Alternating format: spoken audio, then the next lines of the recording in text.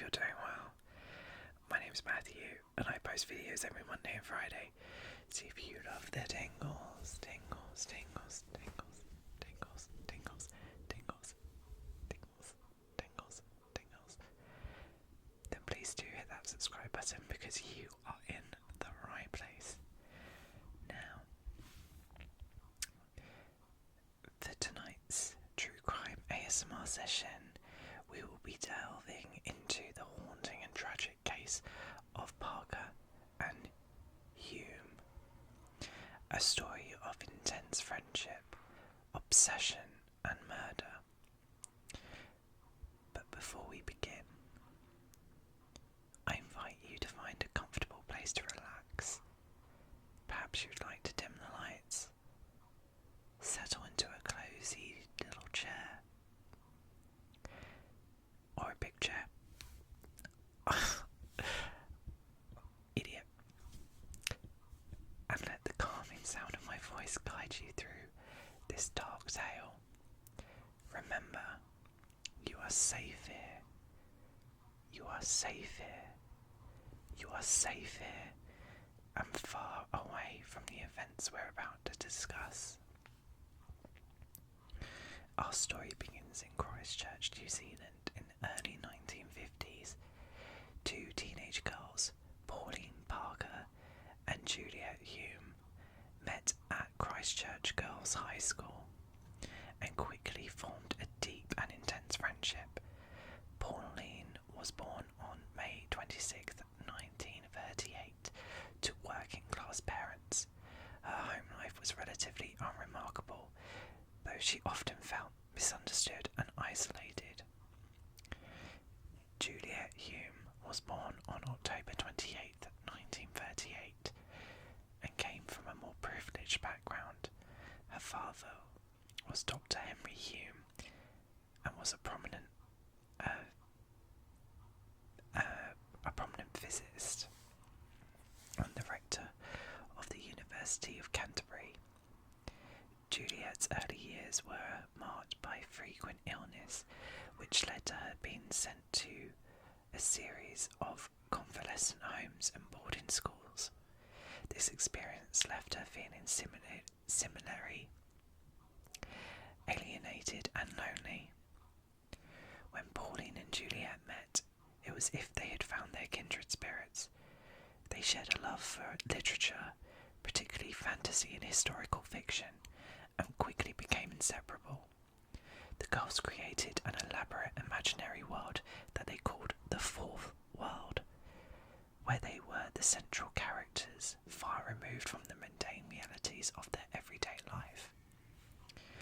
In this world, they could be whoever they wanted to be, royalty, heroes, or even gods. Their bond grew stronger as they spent more time together, and soon their relationship became all-consuming. They began to view the people around them as obstacles, particularly,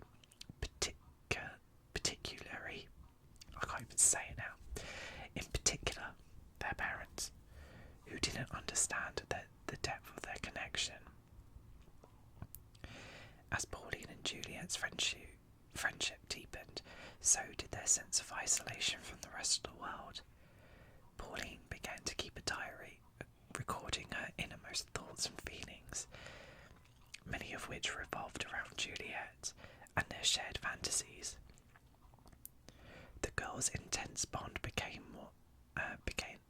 to worry their parents, in particular when it became clear that they were shutting out everyone else from their lives. Juliet's parents decided that it would be best for her to leave New Zealand, feeling that the girls' friendship was unhealthy.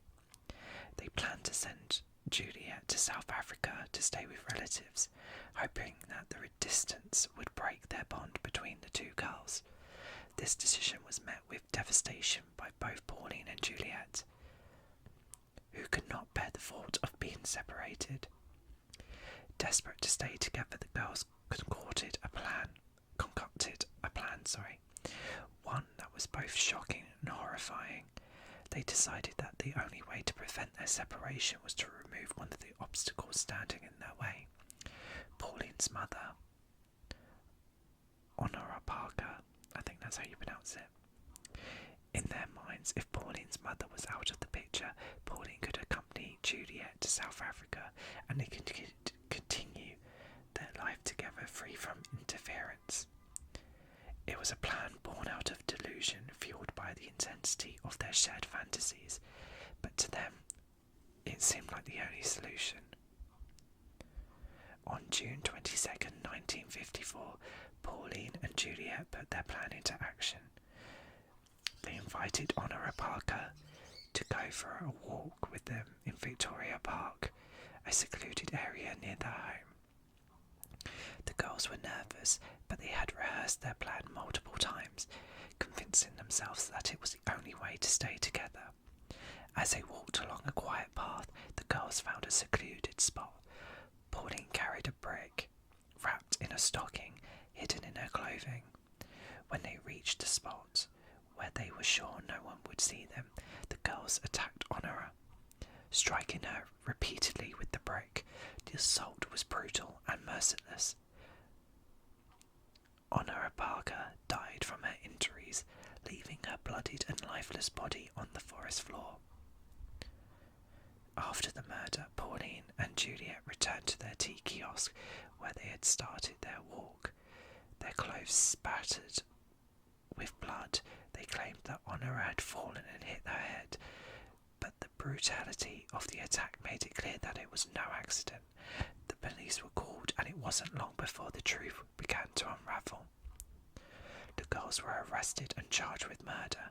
Their diaries, which detailed their plans and the intense nature of their friendship, were used as evidence against them.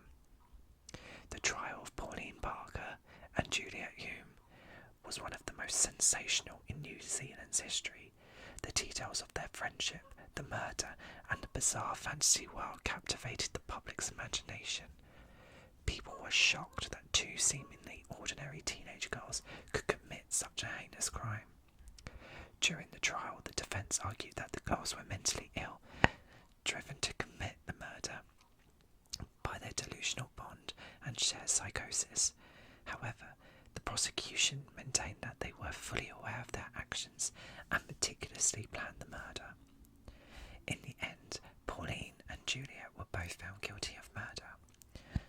Because they were minors, they were spared the death penalty and instead were sentenced to be detained at Her Majesty's pleasure, a sentence that left the length of their imprisonment up to the authorities. After serving 5 years in prison, the girls were released on the condition that they would never contact each other again. Juliet Hume left New Zealand and eventually became Anne Perry, a successful crime novelist.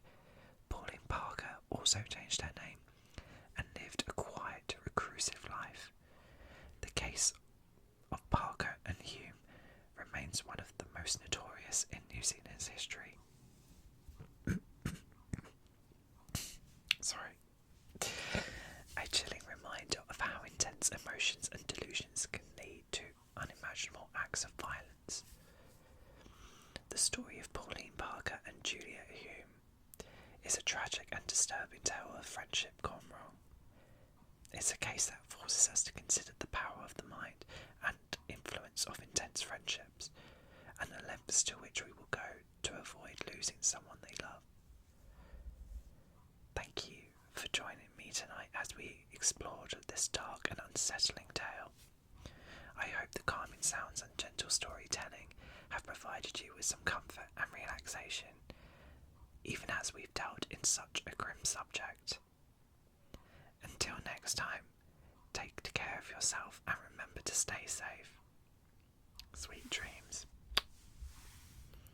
If you found this ASMR true crime story intriguing, please like, subscribe, and hit the notification bell to stay updated on our next session. Feel free to leave a comment with suggestions for future cases. Rest well, and good night.